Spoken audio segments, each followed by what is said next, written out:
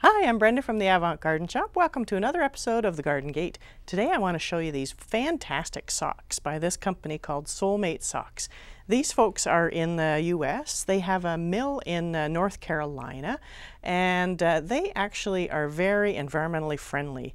The cotton for these socks, instead of being grown new cotton with pesticides and herbicides and taking a lot of land and water to produce the cotton, they recycle cotton t-shirts.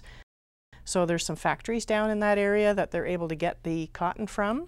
That's maybe like leftover from when they're making these t-shirts or the misprints or whatever it might be. And they're able to mill it into new cotton and new yarn. And they make these socks from that.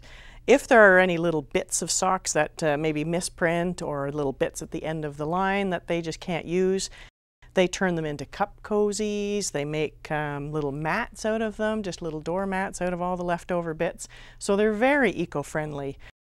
They actually purchased the mill in North Carolina so that the staff that were working there weren't going to lose their jobs. And they've been doing a fantastic job for many, many years.